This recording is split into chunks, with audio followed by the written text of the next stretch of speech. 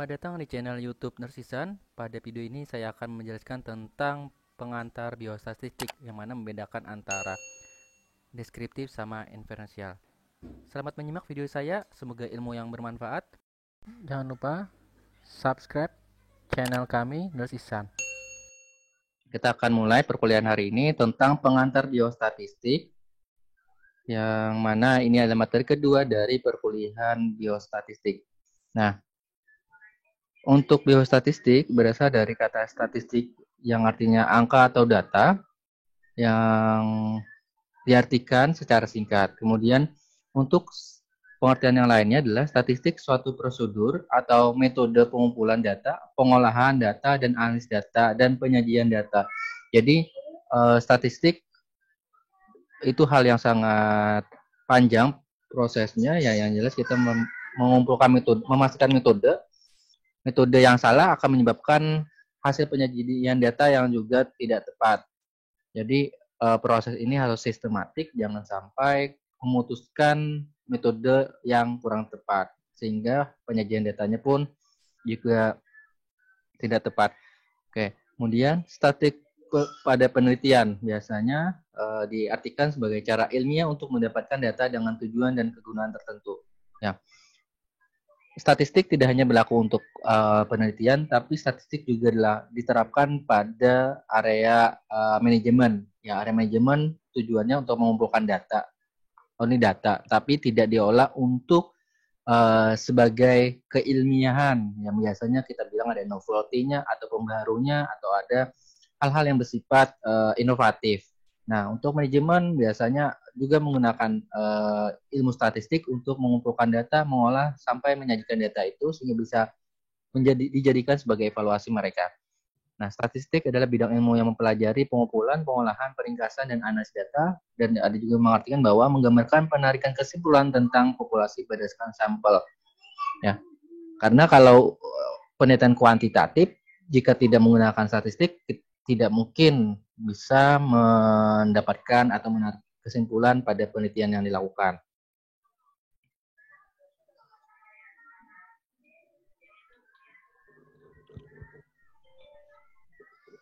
Oke, kemudian peran statistik dalam penelitian ada alat untuk menghitung besarnya anggota sampel yang diambil dari suatu populasi, yang mana jumlah sampel lebih dapat dipertanggungjawabkan. Jadi, statistik tidak hanya uji-ujian, uji T, uji ANOVA, namun juga sebenarnya untuk menghitung angka sampel pun udah dibilang statistik karena ada hitungannya.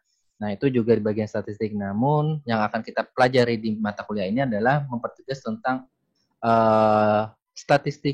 biostatistika dalam penelitian menggunakan uji yang sering diterapkan pada beberapa penelitian.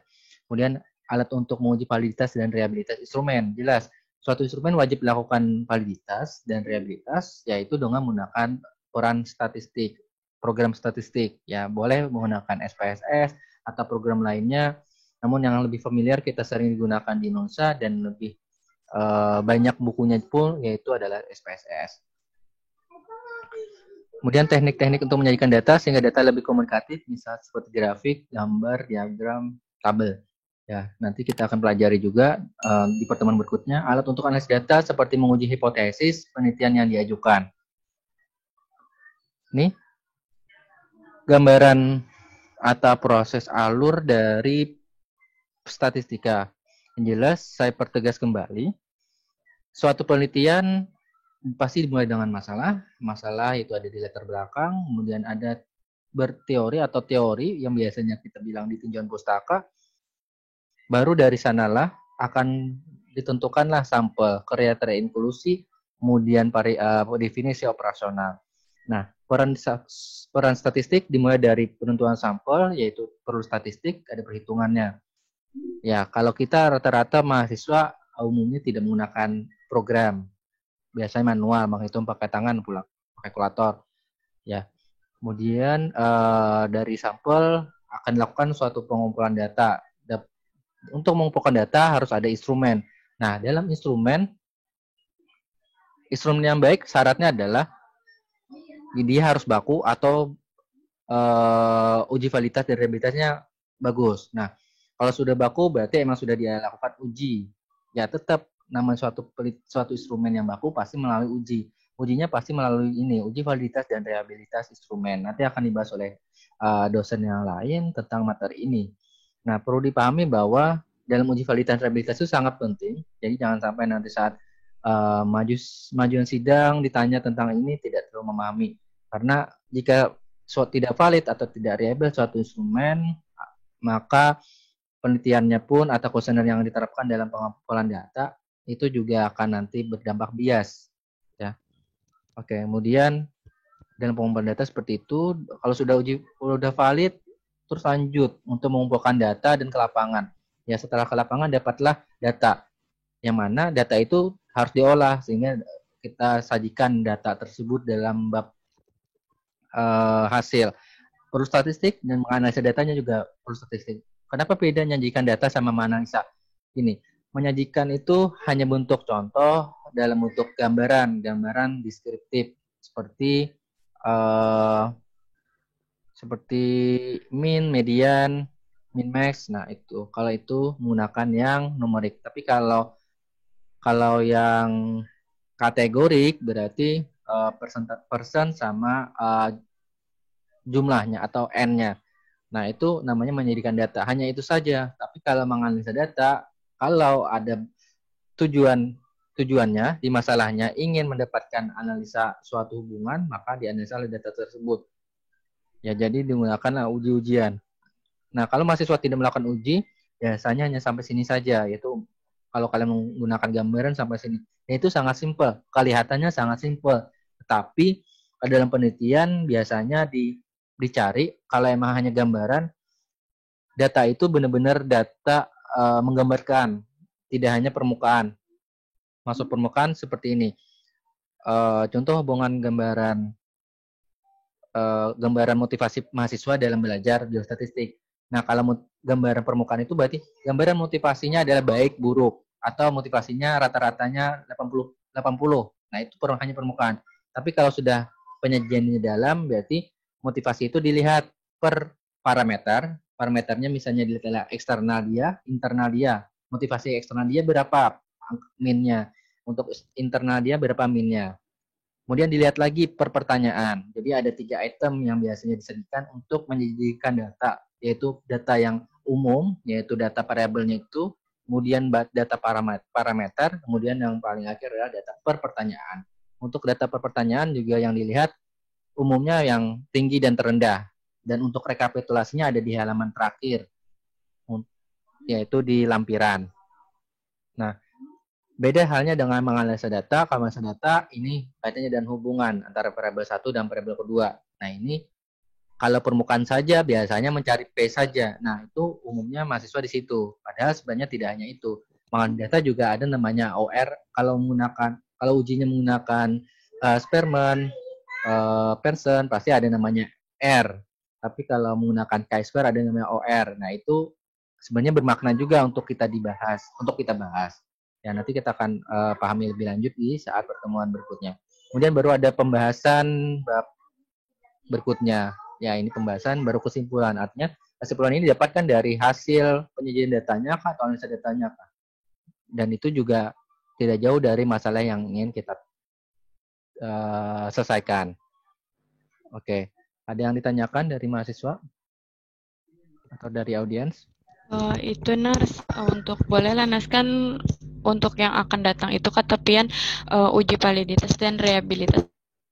Ya, tapi boleh Landes untuk menanyakan sekarang karena ulun masih agak ragu untuk yang uji validitas dan reliabilitas itu kan bila kan ulun dapat jurnal nurse, ada kuesionernya nurse, terus tuh sudah minta izin terus sudah diizinkan, tapi perbedaan karakteristiknya itu kan ulun meneliti tentang mahasiswa keperawatan sedangkan beliau itu meneliti tentang keperawatan gigi.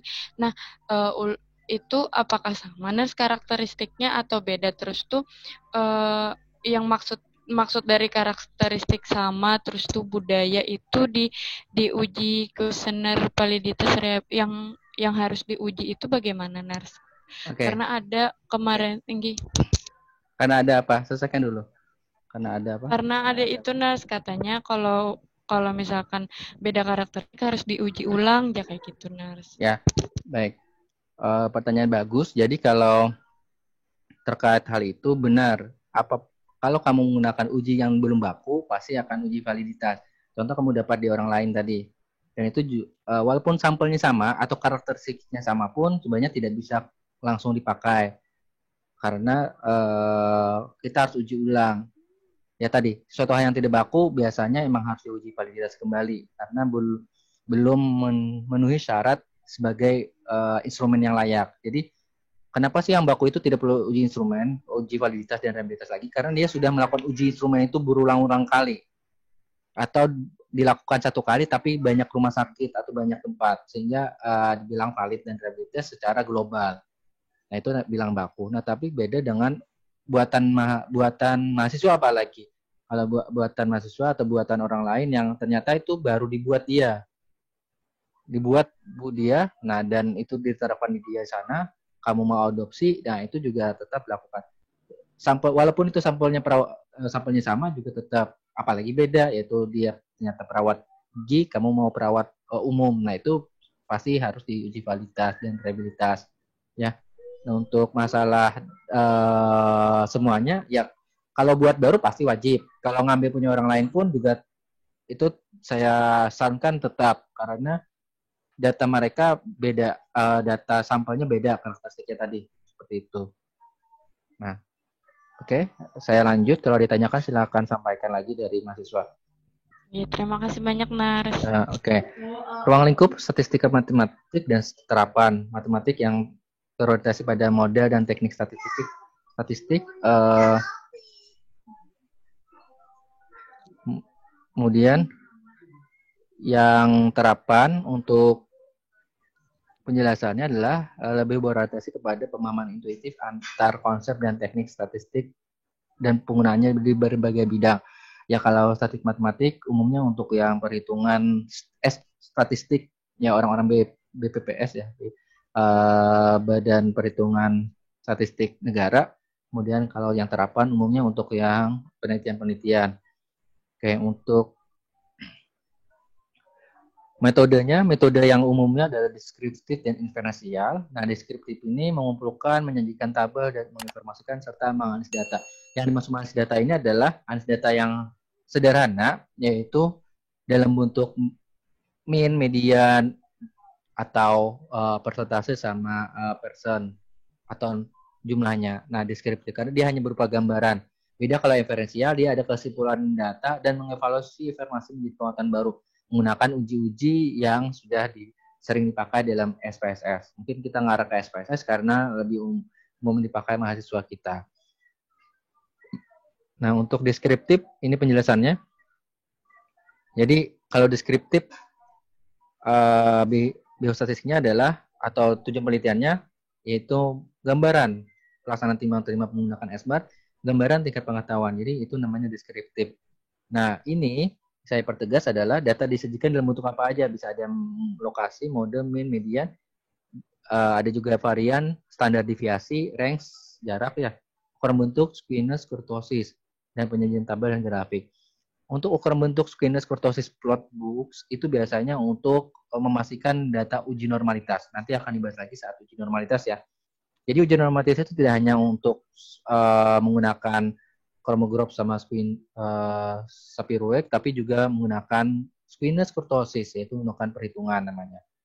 Jadi silakan nanti dipahami lebih tentang uji normalitas, karena itu juga syarat untuk mengetahui bahwa data kita mau pakai mana, khususnya data yang berbentuk numerik. Tapi kalau kategorik itu nggak ada tantangannya, maksudnya saya nggak ada tantangannya, kalau sudah dikategorikan langsung ke chi-square atau Fisher eksak sudah. Jadi akan sedikit berbeda pemahamannya ketimbang yang numerik. Oke, ini gambaran. Inferensial, tujuan dari statistik pada dasarnya melakukan deskripsi terhadap data sampel, kemudian dilakukanlah inferensi terhadap populasi tersebut, sehingga bahasanya inferensial tidak akan bisa dilakukan jika data deskriptifnya tidak jelas. Nah, jadi inferensial adalah kelanjutan dari deskriptif. Praktek keduanya bagian statistik tersebut digunakan bersama-sama, umumnya dimulai dengan statistik deskriptif tadi, baru ke inferensial. Oke, ini gambarannya. karena kalian sudah pernah mempelajari ini, saya mempertegas lagi bahwa namanya statistik akan dimulai dengan tujuan studi. Jadi tujuan itu harus jelas. Maunya apa? Kalau tujuannya ini, kalau hanya gambaran, berarti gambaran hanya deskriptif. Ternyata sampai ke hubungan, analisis hubungan atau analisis gambar, analisis pengaruh. Ya berarti uji hipotesis. Apakah hubungan itu ada hanya hubungan biasa, yaitu korelasi, atau sebab akibat? Ini juga dipastikan. Karena akan berbeda sedikit ujinya di sininya. Oh ternyata menggunakan perbedaan bukan hubungan, berarti ujinya seperti ini. Nah itu disesuaikan dengan tujuan. Contoh, ternyata judul penelitian kalian adalah perbedaan antara kepuasan pasien BPJS sama pasien umum. Berarti kan uji perbedaan. Atau pengaruh pemahaman pasien terhadap pengobatan obat apa gitu. Artinya kalian akan memberikan intervensi penyuluhan. Pasti akan melakukan pre dan post. Pre-nya tidak ya apa-apain kan memang belum melakukan, kemudian kasih penyuluhan baru kasih post lagi. Nah, itu namanya uji perbedaan. Uji hipotesisnya adalah perbedaan. Artinya membedakan antara yang sebelum dan sesudah. Ya. Jadi jangan sampai keliru nanti malah hubungan itu nggak tepat. Nah, di sini pun ternyata ada namanya parametrik dan non parametrik di inferensia. Ini akan dijelaskan oleh Nurse Rahimul atau Pak Rahimul yang nanti pada pertemuan berikutnya. Ya. Oke, saya rasa itu. Nah, ini yang paling penting. Univariat menganalisis satu variabel, bivariat menganalisis dua variabel. Biasanya ada hubungan X terhadap Y atau perbandingan X terhadap Y. Multivariat minimal 3 variabel bebas.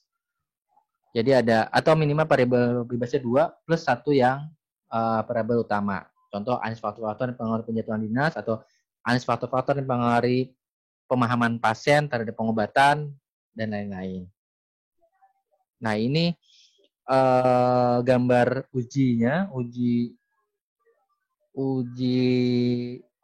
bivariat dan multivariat.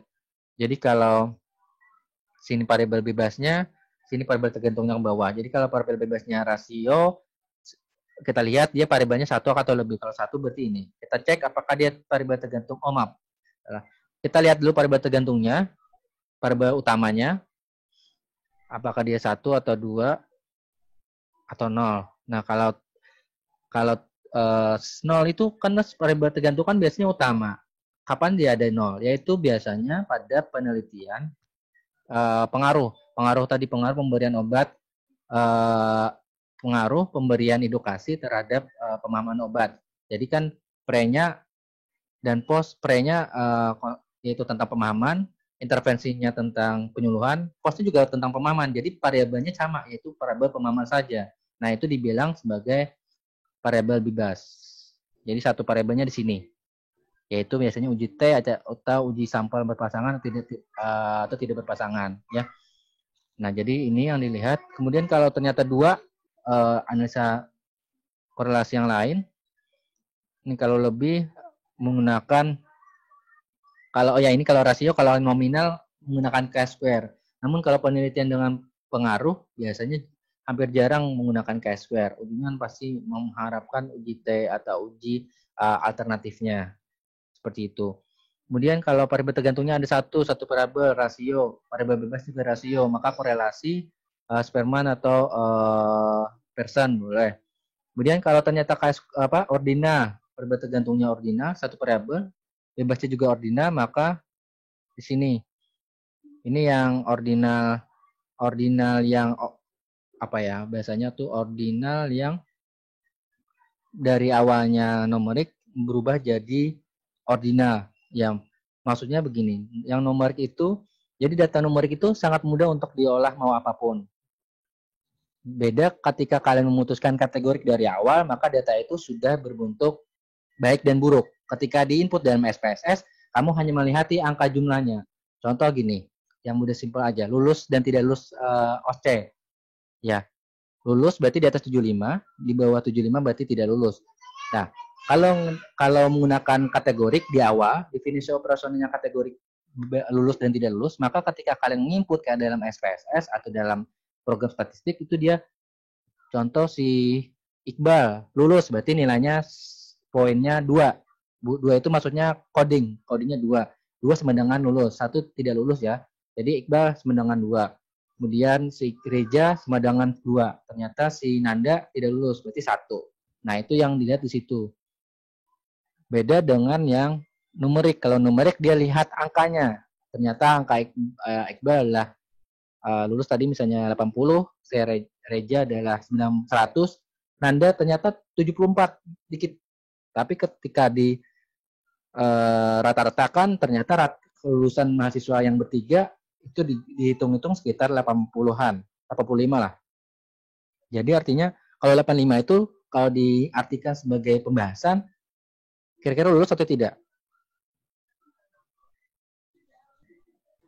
Halo? Mahasiswa? Lulus. Lulus. Oke, itu lulus ya. Inggih lulus Nar. Itu 3. Saya kasih penjelasan lagi. Ada 5 orang. Yang jelas si A dapat nilai dapat nilai 80, 100. Jadi kayak saya bilang lulus berarti lulus itu di bawah di atas 75, kalau tidak lulus di bawah 75 ya. A 100 berarti lulus ya. Kalau kita pakai kategorik berarti dia lulus. Nilainya 100. Kemudian silakan dicatat kalau mau memastikan. Kemudian yang B, mahasiswa B yaitu 80 yaitu lulus, artinya lulus, kategorinya lulus. Kemudian kalau yang C atau saya buatkan di Word saja. Ya. Saya tampilkan di Word supaya clear. Ini ketampilan di layarnya Word atau apa?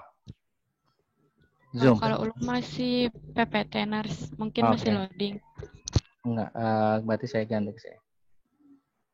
Oke, ini contohnya. A, mahasiswa. Nilai. Kategori.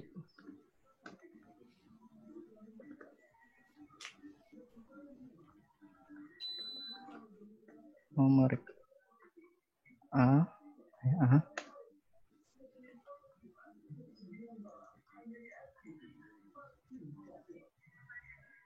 Oh, oke.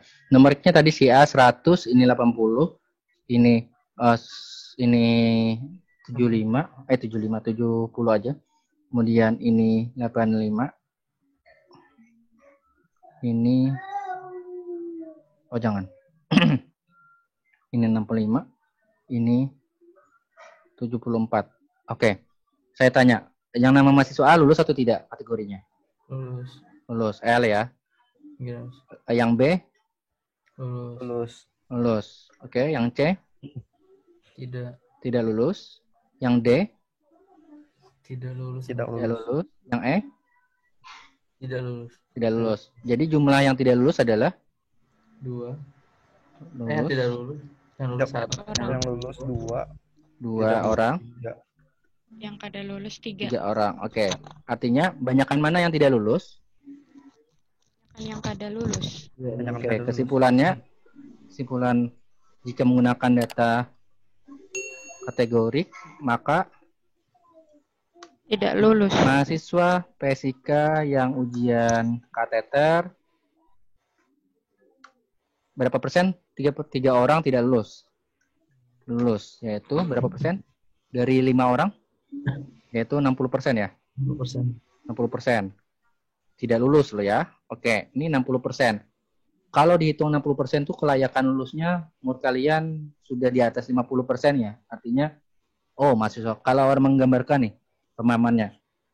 Ternyata banyakkan kada lulus lah mahasiswa inilah. Ternyata di PSIK tuh, berarti 40%-nya aja pintar. Kira-kira kayak itulah orang awam baca. Nggih. Ya kan?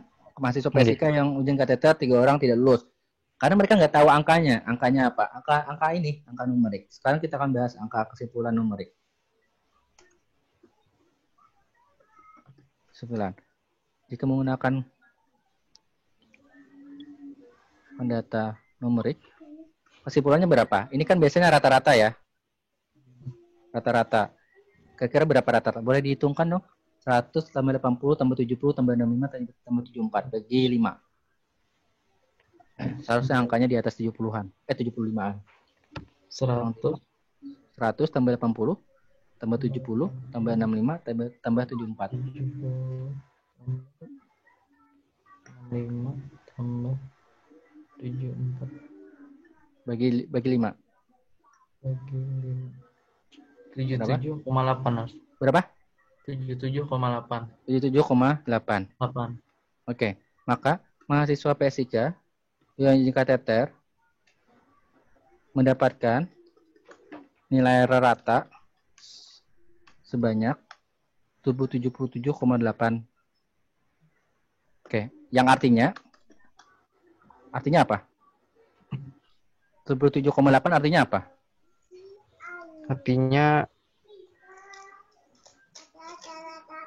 lulus ya. Ya, mahasiswa PSIK dalam rentang lulus. Paham maksud saya? Ketika orang lihat angka 77,8, orang merasa, oh, angkanya segitu. Menurut angka 77 itu bagus sebenarnya, masih bagus. Ketimbang yang kita menjas langsung. Ini menjas langsung. Bedanya kategori sama numerik di sini. Ya. Makanya saya salah. Nanda tadi keluar lah. Oke. Makanya saya selalu mempertegas ke mahasiswa agar menggunakan data numerik. Data numerik seperti ini gambar simpel ya 5, belum nanti angka yang sampel 100 atau lebih. Itu pasti kalau kategori itu yang kalian input di SPSS hanya ini. Ya bolehlah kalian coding lulus ke 2, tidak lulus 1. Itu coding ya. Itu coding hanya membantu saja. Numerik yang dimaksud numerik itu emang benar-benar angka, real angka yang dihasilkan. Jadi kesimpulannya akan berbeda. Ketika numerik adalah dia lihat kesimpulan rata, kalau kategorik data kategorik dia lihat adalah persentasenya, persentasi dan jumlah. Ini jumlah ya. Persentasenya tadi ini 40%. Ini adalah 60%. Nah, kalau orang melihat ya tadi, makanya kadang-kadang ketika pengujinya oleh rumah sakit, kenapa data kami seperti itu? Padahal sebenarnya bagus-bagus ya kami itu. Ya karena yang beginilah jadinya, karena cara menyimpul, bukan cara nyimpul. Kesimpulannya udah pas, cuma data yang mau dipakainya seperti apa, itu berdampak pada kesimpulan. Kalau data numerik ya seperti ini. Data numerik mau diolah apa ya, sangat mudah. Contoh 77,8. Ini tidak layak dianggap bagus jika menggunakan kategori 80. Paham ya? Kalau di atas 80 itu pintar, di bawah 80 tidak pintar. Nah, tapi ternyata di PSIK untuk lulusan uji kateter itu atau OSCE ya 75, berarti ya dianggap kompeten. 77, berarti mahasiswa PSIK rata-ratanya kompeten semua. Rata-ratanya ya, rata-ratanya kompeten gitu. Bukan semua sih, rata-rata kompeten. Artinya walaupun datanya itu cuma berdua aja yang lulus, 3-nya enggak. Tapi data ini tidak menjudge bahwa dia bodoh atau dia tidak pintar, dia tidak lulus. Karena kalau kalian pakai kategori, ini saya tambahkan satu data aja, yang nilainya jelek, yaitu nilai F, yaitu 0, atau nilai 10, ini juga dianggap TL. Jadi bahasanya, orang yang mendapat nilai 10 hampir sama, bukan hampir lagi, sama dengan nilai 70, karena dianggap TL. Paham maksud saya? Ya, tapi kalau ke 6 orang ini dihitung, itu aja 6 orang ini, insya Allah dia di bawah 75, karena emang faktor nilainya nih rendah satu orang. Nah, itulah yang berlaku jika data itu kamu tampilkan seperti apa. Oke, itu peran pentingnya ketika memutuskan data kategorikan numerik. Itu sangat berarti di bab 4, yaitu di dalam definisi personal. Kalau saya pengujinya, saya akan pastikan mahasiswa memahami itu. Kalau enggak, nanti ujungnya dia, ya tadi, datanya, ya mau biasa kah, atau mau begitu kah, atau gimana. Clear ya? Paham ya? Bisa dipahami mahasiswa? Angginas bisa. Oke, silakan kalau kalian belum maju sidang, silakan putuskan. Kalau memang sudah ya silakan juga siap-siap aja datanya. Kalau seandainya data kategori yang kalian pakai adalah segini, nih ternyata banyakkan nggak sesuai harapan. Tetapi ketika diuji statistik kan ternyata bermakna. Nah itu beda lagi kalau datanya buruk nih, buruk atau rendah semua. Tapi ketika diujikan ternyata bermakna. Nah itu kalau melihat bermaknanya aja sih selesai. Cuma kalau kita bahas secara dalam, ternyata masa data yang rendah pengetahuannya tinggi, berarti kan aneh jadinya. Tapi pakai K-square. K-square kan dia tidak ada arah kekuatan. Nah, itu nanti kita bicara tentang uji person sama K-square. Bedanya di situ. Ya, oke. Ada yang tanyakan dari mahasiswa? Karena dari PPT saya sudah selesai. Berarti data numerik itu data dari keseluruhan. Bilang data kategorik berarti dari Ada? Kalau tidak ada, saya rasa cukup dari saya. Kalau ada pun boleh nanti chat di Simarnya atau chat WA saya. Jelas ini gambaran memutuskan nomor atau kategori di sini. Ya, supaya kalian lebih paham tentang dua aspek ini. Ini belum saya bilang nominal ya, nominal atau ordinal itu saya nggak bilang dulu. Karena yang penting membedakan dua ini dulu, dua kubu yang paling besar, numerik sama kategori. Numerik pun nggak saya bilang rasio kah atau interval ya. Itu sebenarnya udah kalian pahami saat pembelajaran di perkuliahan pertama. Oke. Nah, tapi kalau kira TL sama lulus itu masuk ordinal atau numerik? Nominal. Kalau tidak lulus dan lulus itu berarti ordinal lah, Nas. Inggih. Yang lain? Reja? ordinal. Ordinal juga, Nas. Ordinal. Si siapa lagi nih? Hikmah. Hikmah mana Hikmah nih? Ordinal. Ya, oke. Ordinal ya. Karena dia ada tingkatan angka. Kalau nominal nggak ada. Dia dianggap sama antara yang kategori 1 dan kategori 2. Bedanya hanya karakteristik. Kalau numerik ini Bang, kalau nilai itu rasio atau interval? Kalau nilai. Rasio, Nas. Rasio. Oke. Ya, betul. Yang sampai nanti nilaimu nggak bagus saat UAS ya. Nah, faktor nggak paham. Udah benar. Jadi antara kalau nilai suatu hasil tugas atau intinya. Contoh gini. Nilai F ini yang 10 ya. Itu 10 kalinya nilai A. Salah. Nilai mahasiswa A itu 10 kalinya nilai F. Artinya dengan nama F itu harus 10 orang baru bisa dapat sama nilainya jadi nilai A. Paham ya? Jadi itu namanya nol mutlak. Jadi bisa dianggap sama 1/10 dari F ini. A 1/10 dari F. Oke, saya rasa itu untuk perkuliahan hari ini. Silakan mengisi atau menjawab kuis. Ya. Berarti nilai mutlak itu kalau dilipat gandakan kayak itu kan, Nas? Ya, kalau nilai mutlak bisa dilipat gandakan. Kayak ya seperti itu. Makanya dalam suhu kan tidak masuk rasio tapi interval. Suhu kan nggak bisa dilipatkan walaupun di angka. Makanya rasio kan berat badan, tinggi badan kan dia bisa dilipatkan. Berat badan Anda 2 kalinya berat badannya Hikmah. Berat badannya Hikmah 2 kalinya berat badan Anda, misalnya seperti itu.